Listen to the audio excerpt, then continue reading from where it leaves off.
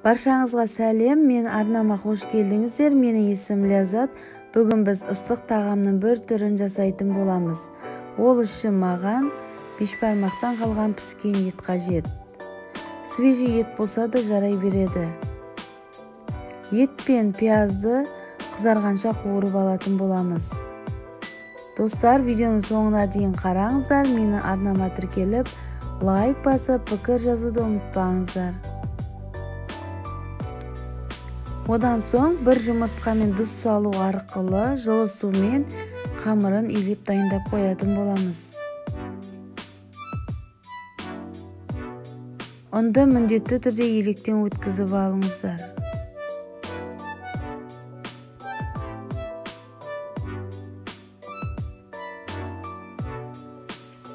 Қамырымызды орташа жұмсақ қылып илейтін боламыз.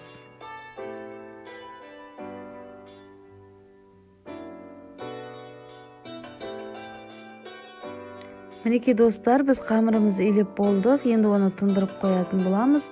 Қамырымыз тынам дегенше қамырдың арасына салатын салманы, яғни пияз бен сәбізді теркадан өткіземіз, ал пиязды ұсақтап тураймыз. Тоз бұрыш қосу арқылы араластырамыз.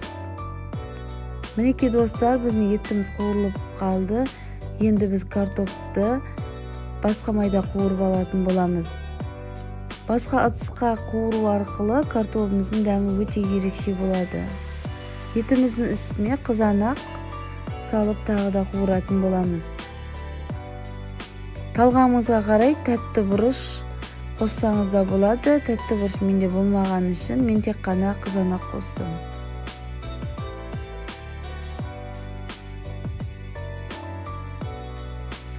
Картоптарымызды майдан сорғыту арқылы осылайша салып алатын боламыз.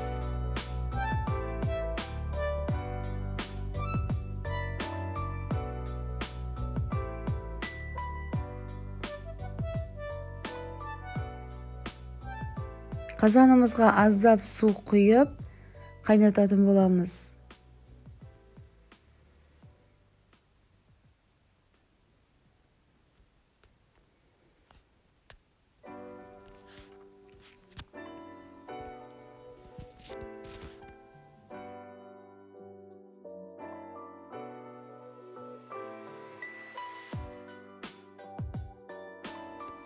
Қамырымызды тағы да бір қайтара илеп, одан соң жая бастаймыз.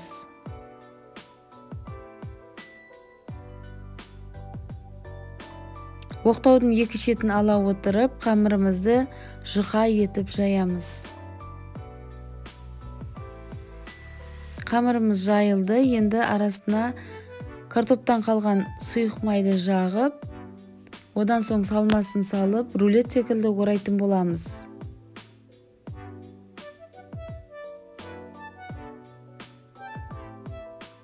Қамырымыз жабыс қалады деп қорықпаңыздар, өте әдемі күйде пісетін болады.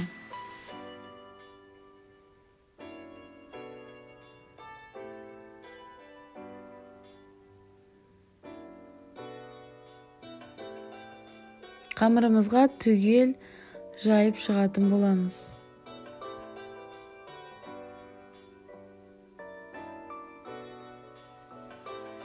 Мінекей осылайша орап, одан соң кішкене бөліктерге бөліп кеспелейтін боламыз.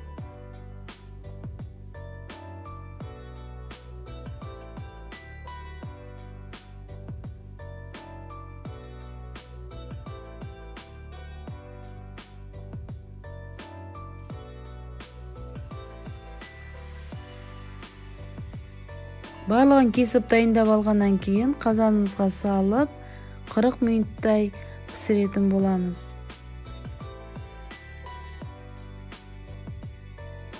Ал мінекей достар, біздің тамағымыз дайын болды. Мінекей орама секілді өте дәмді болып шықты. Сондықтан сіздер де дайындап көріңіздер.